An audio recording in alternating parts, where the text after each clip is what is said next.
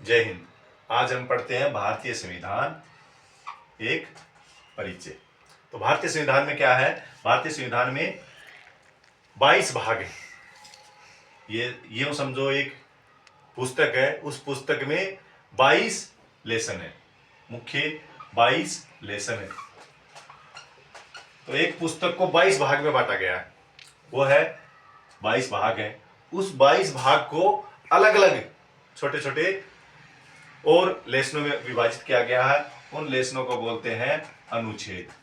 तो टोटल 395 अनुच्छेद हैं। कितने हैं? 395 अनुच्छेद हैं। और कोई भी पुस्तक होती है, उसमें कुछ मुख्य चीजें होती हैं, जो कुछ होता है उसको एक परिशिष्ट के रूप में लगाते हैं, लास्ट में एक्स्ट्रा पेज वगैरह जोड़ते हैं उसके। वैसे इसमें क्या दी हुई है भारतीय संविधान में? क्या है? अनुसूची। और वो अनुसूचियों की संख्या कितनी है? 12। 22 भाग, 395 अनुच्छेद और 12 अनुसूचियां हैं। एक प्रस्तावना है। शुरुआत कहां से है? भारतीय संविधान प्रस्तावना से। तो प्रस्तावना क्या है? प्रस्तावना है, हम भारत के लोग भारत को एक संपूर्ण प्रभुत्व संपन्न SSDR संपूर्ण प्रभुत्व संपन्न समाजवादी पंथ निरपेक्ष लोकतंत्रात्मक गणराज्य बनाने के लिए तथा उसके समस्त नागरिकों को क्या देंगे? न्याय, जस्टिस। तो न्याय में क्या है? सामाजिक, आर्थिक एवं राजनीतिक न्याय।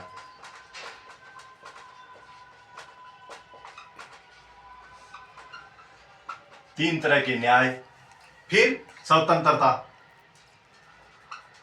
कौन कौन सी? विचार, अभिव्यक्ति,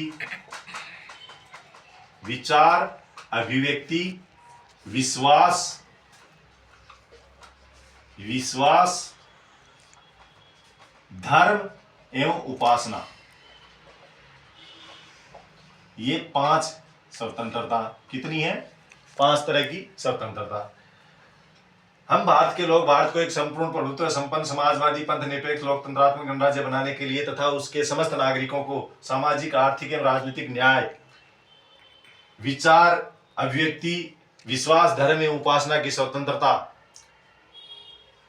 इसके बाद है समानता। क्या क्या? अवसर, प्रतिष्ठा एवं अवसर की समता प्रदान कराने के लिए तथा उनमें व्यक्ति की गरिमा एवं राष्ट्र की एकता व अखंडता को सुनिश्चित करने वाली बंधुता। व्यक्ति की राष्ट्र की एकता अखंडता को सुनिश्चित करने वाली बंधुता सुनिश्चित करने के लिए दृढ़ संकल्प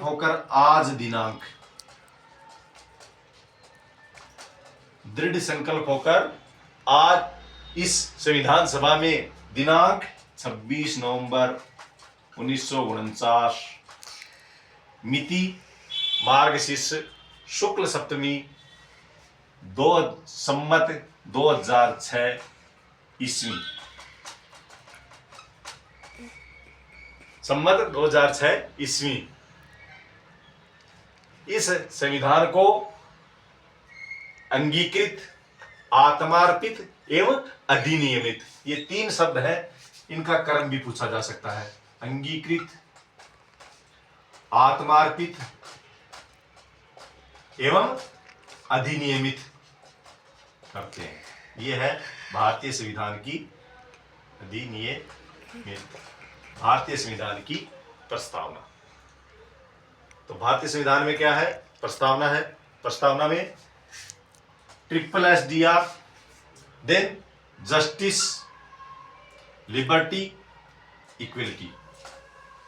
जस्टिस, न्याय 3 तरह का, सामाजिक, आर्थिक एवं राजनीतिक न्याय। स्वतंत्रता 5 तरह की स्वतंत्रता देता है।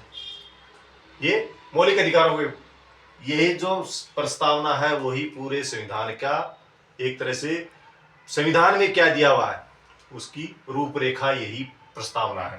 तो स्वतंत्रता 5 तरह की, देन समानता, प्रतिष्ठा एवं अवसर की समानता, फिर एक राष्ट्र की एकता एवं अखंडता एवं बंधुता सुनिश्चित करने वाली, देन ये 3 शब्द हैं अंगीकृत, आत्मार्पित एवं अधिनियमित, इनका भी क्रम पूछा जा सकता है। तो ये होगी भारतीय संविधान की प्रस्तावना। अब हम चलते हैं 1 बाय 1, एक एक भाग को देखते हैं उसमें क्या है।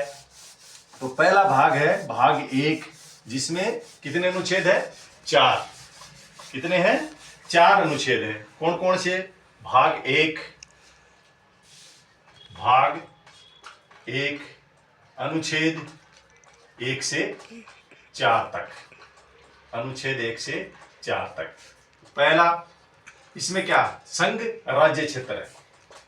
पहला भाग है वो है संघ राज्य क्षेत्र। अनुच्छेद 1 है, उसमें क्या दिया है? भारत एक राज्यों का संघ है। India is A union of states. Union है, ये एक राज्यों का यूनियन है, संघ है, नहीं कि फेडरल। इसका मतलब क्या हुआ? इसमें केंद्र को मजबूत किया गया है, केंद्र मजबूत है। तो भारत एक राज्यों का संघ है, ये हो गया पहला, राज्यों का संघ। भारत एक राज्यों का संघ है। अनुच्छेद 2 क्या है? ठीक है भाई, पहला है, उसमें अनुच्छेद 2 में दिए गए हैं भारत में राज्य को, बाहरी राज्य का या बाहरी क्षेत्र का भारत में विलय संसद एक सामान्य बहुमत से, संसद सामान्य बहुमत से किसी भी बाहरी क्षेत्र को भारतीय राज्य क्षेत्र में मिला सकता है। ये अनुच्छेद 2 में है। अनुच्छेद 2 क्या है? संसद एक भारतीय संघ राज्य क्षेत्र में संसद सामान्य बहुमत से नए क्षेत्र को सम्मिलित कर सकती है। संसद सामान्य बहुमत से भारतीय संघ राज्य क्षेत्र में नए क्षेत्र को सम्मिलित कर सकती है। तो नए क्षेत्र को सम्मिलित करने के लिए संसद को एक सामान्य बहुमत से एक विधेयक पारित करना पड़ेगा और वो भारत में जुड़ जाए। इसके अपवाद हैं। इसका अपवाद कौन सा है? सह राज्य इसका अपवाद है। जैसे सिक्किम, 35वें संविधान संशोधन द्वारा सिक्किम को सह राज्य का दर्जा दिया गया और इसके लिए एक 36वां नॉर्मल, इसमें क्या कहा गया है? सामान्य बहुमत से संविधान संशोधन की जरूरत नहीं पड़ेगी। लेकिन अपवाद क्या है? सह राज्य। अगर सह राज्य का दर्जा देंगे तो संविधान संशोधन करना पड़ेगा। जैसे सिक्किम को राज्य बनाया था तो ये सह राज्य था, तो 35वां संविधान संशोधन किया। फिर इसको पूर्ण राज्य का दर्जा दिया तो 36वां, ये 75 में हुआ। 36वें संविधान संशोधन द्वारा इसको सिक्किम को बनाया। तो ये इसका अपवाद है। अनुच्छेद 2 का अपवाद है सह राज्य। फिर आता है अनुच्छेद 3। अनुच्छेद 3 में क्या दिया गया है? संसद किसी भी संघ राज्य क्षेत्र की नाम परिवर्तित कर सकती है और उसका क्षेत्रफल, उसकी बाउंड्री है, उसका क्षेत्रफल है, उसका एरिया, उसको एक सामान्य बहुमत से संसद किसी भी संघ या राज्य क्षेत्र की सीमा, नाम इसमें परिवर्तन कर सकता है। तो ये अनुच्छेद 3 है। भारत क्या एक संघीय शासन व्यवस्था है और ये अनुच्छेद 3 संघीय शासन व्यवस्था पे सबसे बड़ा प्रहार है। संघीय शासन व्यवस्था पर सबसे बड़ा अगर प्रहार है तो क्या है? अनुच्छेद 3 कि किसी भी राज्य की संसद चाहे एक सामान्य बहुमत से किसी भी राज्य की सीमा को परिवर्तित कर सकती है, किसी भी राज्य की नाम परिवर्तित कर सकती है, सीमा बदल सकती है।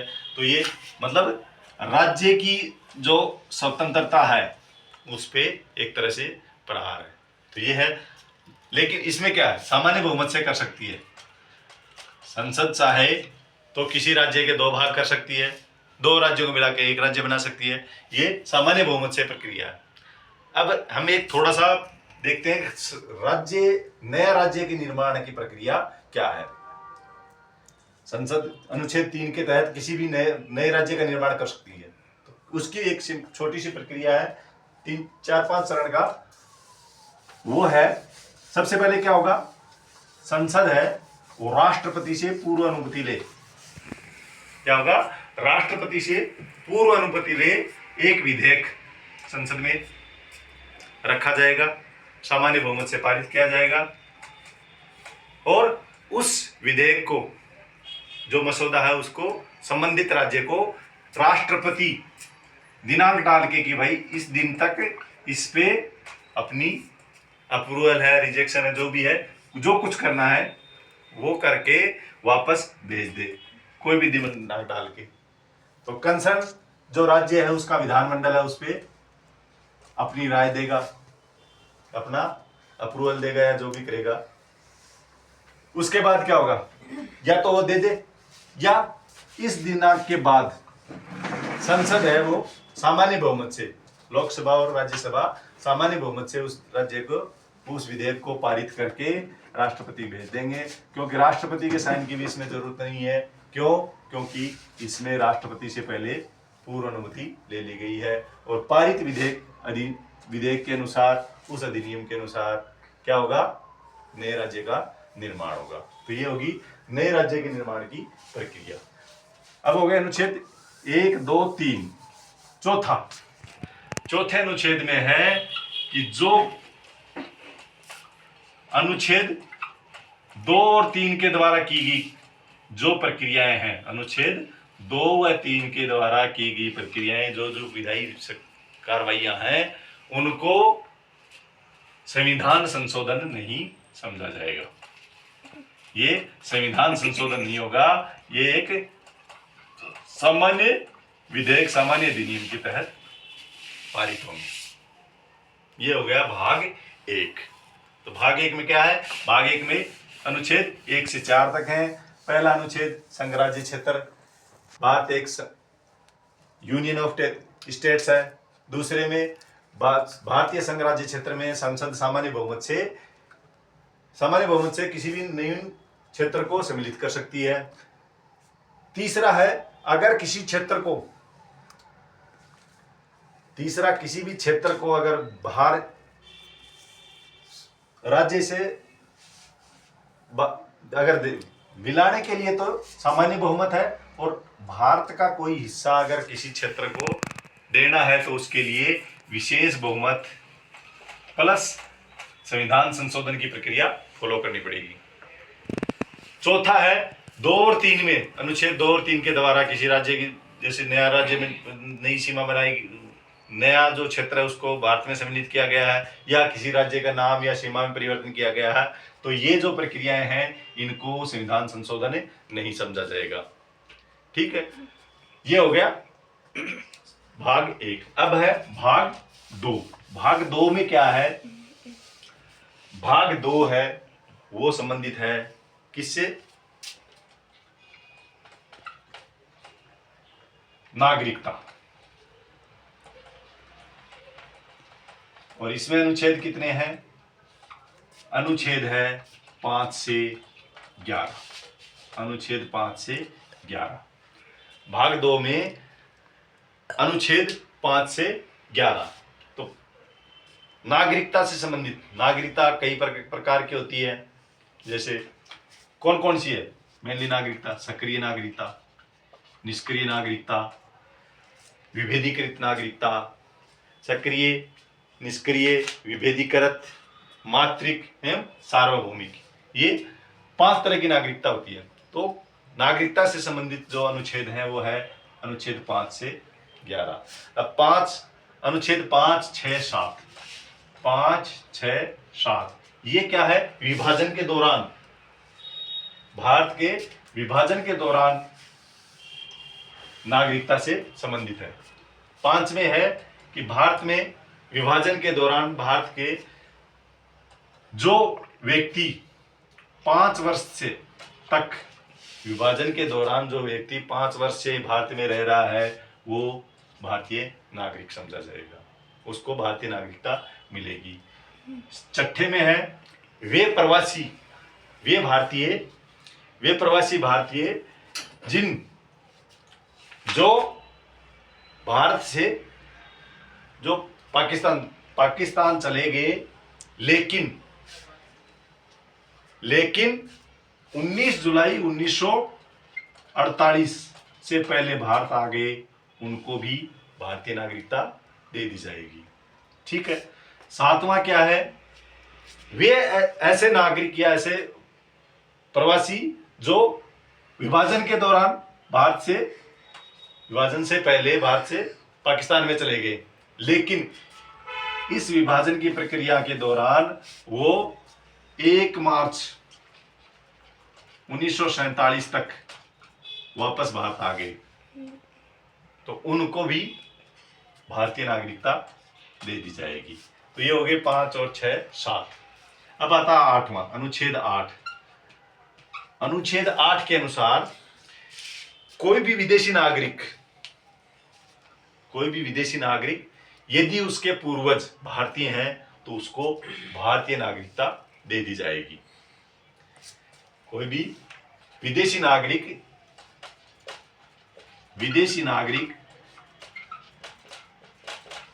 जिसके पूर्वज भारतीय रहे हैं तो उसको भारतीय नागरिकता दे दी जाएगी। ये हो गया अनुच्छेद 8। अनुच्छेद 9 में है, 9 के अंतर्गत है विदेशी, ये है नागरिकता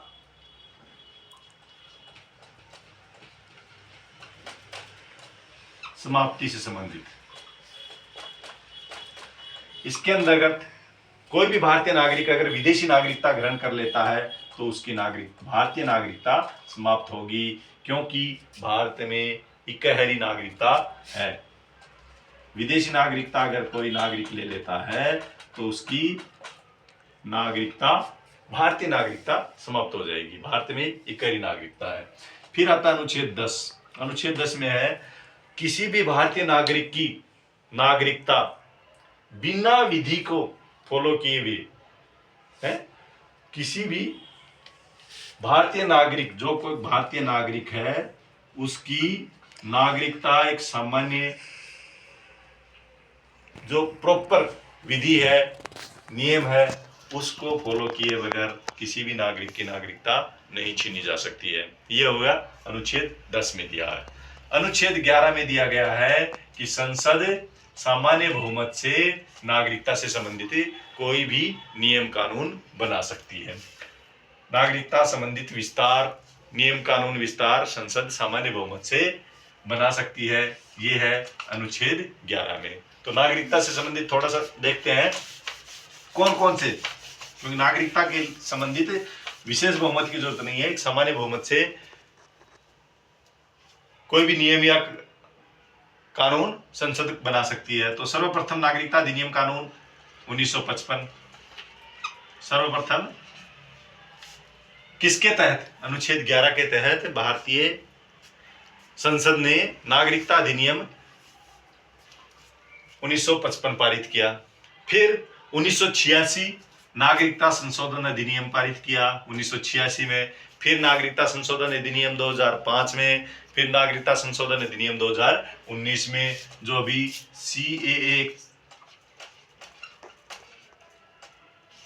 चल रहा है, वो भी नागरिकता संशोधन अधिनियम 2019 है। इसके अंतर्गत क्या दिया गया है, इसके अंतर्गत पाकिस्तान, बांग्लादेश, अफगानिस्तान, इन देशों से 6 धर्म, वहां के इन देशों में अल्पसंख्यक कौन कौन से, हिंदू, सिख, ईसाई,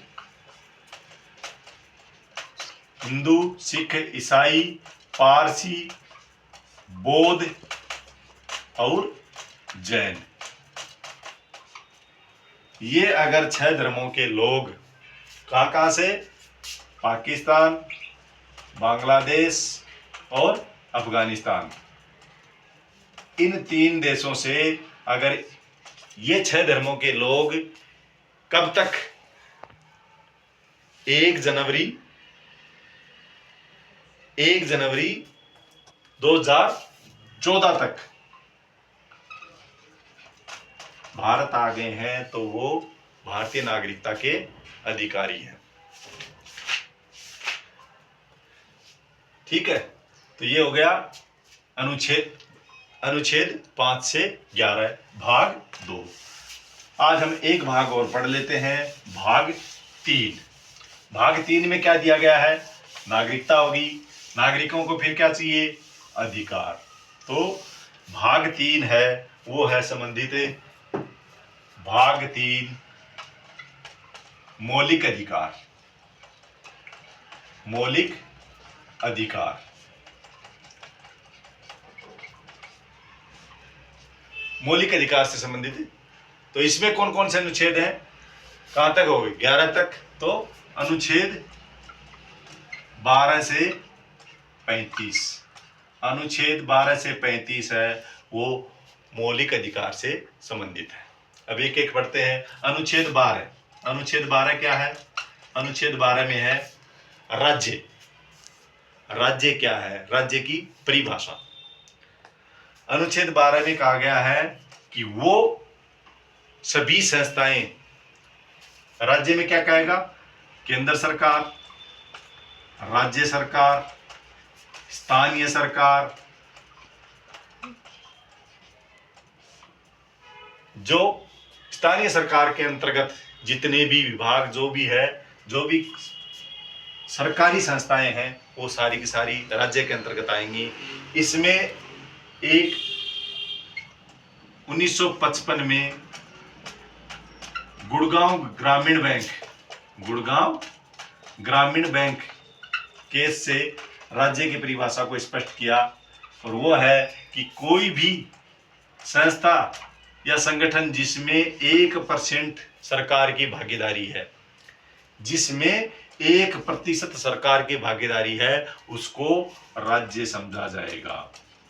वो भी सरकारी संस्था है और उसको भी राज्य समझा जाएगा। ये चीज कहाँ लिखी है? अनुच्छेद 12 में। अब है अनुच्छेद 13। ये एक महत्वपूर्ण अनुच्छेद है, और एक इसमें क्या है? मौलिक अधिकारों का अल्पीकरण। अनुच्छेद 13 को बोला गया है मौलिक अधिकारों का अल्पीकरण। इसमें क्या क्या दिया गया है? इसके 4 भाग हैं।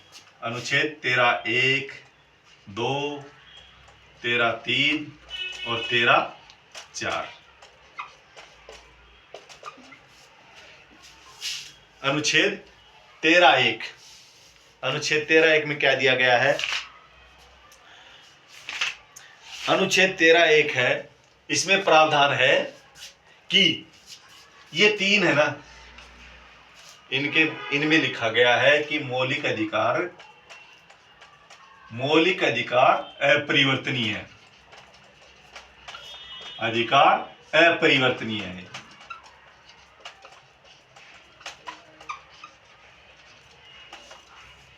या अक्षुण्ण।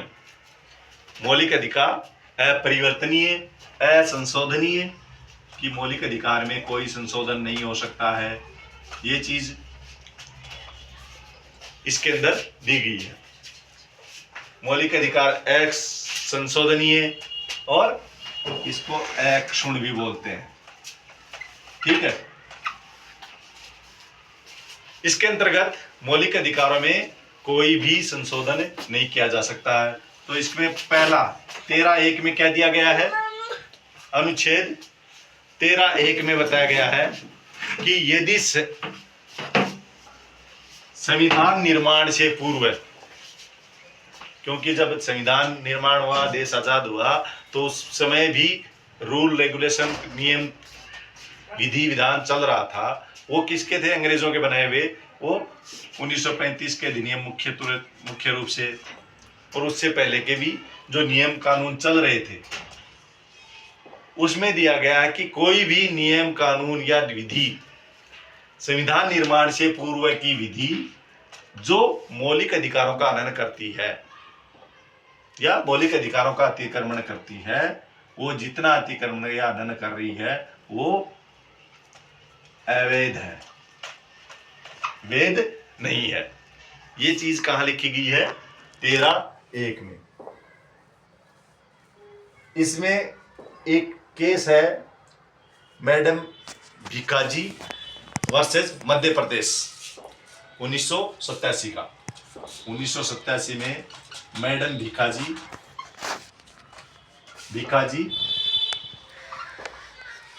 वर्सेस मध्य प्रदेश सरकार। तो इसमें कहा गया है कि ये जो अवैध है वो व्यक्तिगत पर्टिकुलर जिस आदमी के लिए है उसी के लिए अवैध है, वहीं तक सीमित रहेगा। जिसके लिए ये अवैध है वहीं तक सीमित रहेगा। ये है 13(1) में। फिर 13(2) अनुच्छेद 13 के दूसरे भाग में क्या कहा गया है? राज्य ऐसी कोई विधि या कानून नहीं बनाएगा जिसमें मौलिक अधिकारों का हनन हो। इसके अंदर कहा गया है कि राज्य कोई भी ऐसा कानून या विधि नहीं बनाएगा जो मौलिक अधिकारों का हनन करे, जिससे मौलिक अधिकार प्रतिबंधित हो। और अगर ये बना रहा तो वो क्या होगा? अवैध होगा। ऐसा कोई भी कानून या विधि राज्य या संसद बनाएगा जो मौलिक अधिकारों का हनन करेगा वो अवैध होगा। इसमें एक चीज और दी गई है और वो है न्यायिक पुनरावलोकन। न्यायिक पुनरावलोकन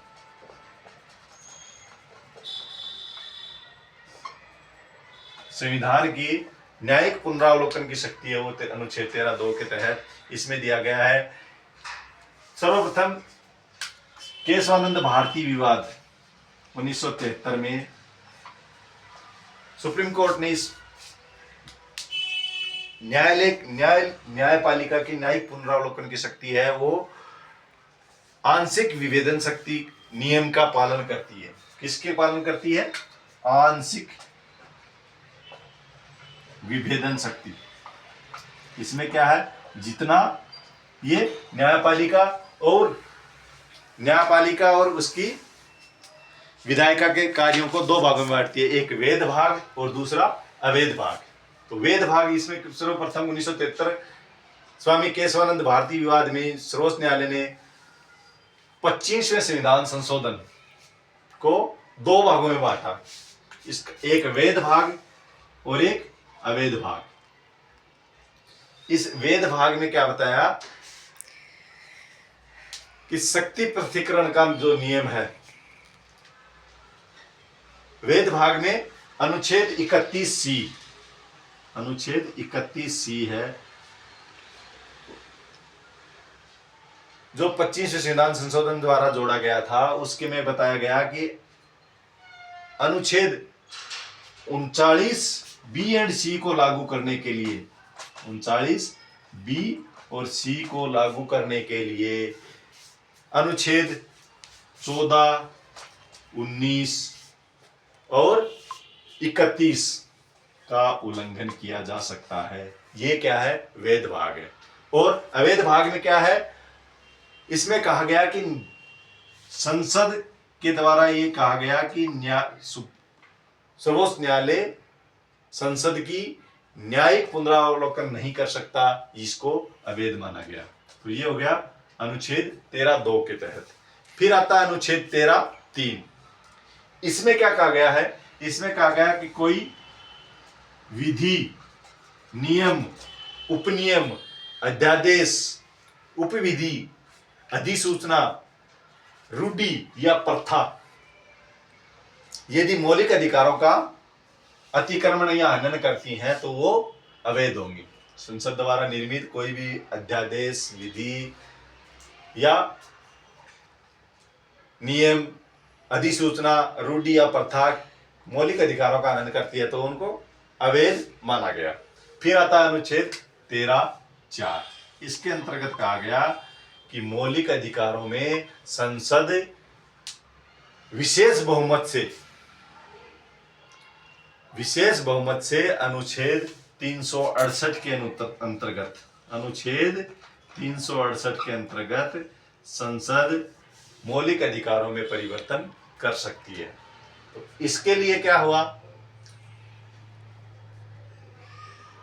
पहले 3 है कि इसमें दिया गया कि संसद है किसी भी कंडीशन पे मौलिक अधिकार में परिवर्तन नहीं कर सकती, लेकिन चौथे में कहा गया कि अनुच्छेद 368 का पालन करते हुए 368 के तहत संसद मौलिक अधिकारों में परिवर्तन कर सकती है, संशोधन कर सकती है। तो इस निष्कर्ष रूप में हम कह सकते हैं कि केशवानंद भारती विवाद हुआ 1973 में, उसमें सर्वोच्च न्यायालय ने यह व्याख्या की कि संसद आधारभूत मौलिक अधिकारों की आधारभूत संरचना में बिना परिवर्तन किए, आधारभूत संरचना में बिना परिवर्तन किए मौलिक अधिकारों में परिवर्तन या संशोधन कर सकती है। तो ये है अनुच्छेद 13, जिसके 4 भाग हैं, 1, 2, 3, 4। इसमें पहले में दिया गया है कि संसद संविधान निर्माण से पहले की जो विधि या कानून है जो जिसमें मौलिक अधिकारों का हनन है वो अवैध होगा। दूसरे में है कि संविधान संसद है वो कोई भी ऐसा कानून या विधि नहीं बनाएगी जो मौलिक अधिकारों का हनन करे। तीसरे के अंतर्गत दिया गया है कि संसद कोई भी अध्यादेश, विधि, कानून, उपविधि, रूढ़ि या प्रथा जो मौलिक अधिकारों का हनन करती है वो भी अवैध है। चौथे में कहा गया है कि संसद अनुच्छेद संविधान संशोधन अधिनियम संशोधन अनुच्छेद 368 के अंतर्गत इसमें परिवर्तन कर सकती है। तो ये हो गए अनुच्छेद 13। अब अनुच्छेद 13 के बाद अब शुरू होते हैं मौलिक अधिकार। और मौलिक अधिकार कितने हैं? अभी हमारे मौलिक अधिकार 4 हैं, 6 हैं मौलिक अधिकार, या जिनको मूल अधिकार भी बोलते हैं। संविधान द्वारा प्रदत्त अभी 6 मूल अधिकार हैं। पहला समानता का अधिकार, दूसरा स्वतंत्रता का अधिकार, तीसरा शोषण के विरुद्ध अधिकार, चौथा धर्म एवं स्वतंत्रता का अधिकार, धर्म एवं उपासना का अधिकार, पांचवा सांस्कृतिक एवं शिक्षण एवं सांस्कृतिक सुरक्षा का अधिकार, और छठा है वो है संवैधानिक उपचारों का अधिकार। इसमें एक 6 नंबर पे जो अनुच्छेद 31 में था संपत्ति का अधिकार, उसको अभी केवल कानूनी अधिकार के रूप में है। और वो कब हुआ? 44 से संविधान संशोधन द्वारा, 44 से संविधान संशोधन 1978 में इसको अनुच्छेद 300A में केवल कानूनी अधिकार रखा है। तो आज इतना ही काफ़ी है। कल हम इनके बारे में आगे की क्लास में मौलिक अधिकारों के बारे में अध्ययन करेंगे।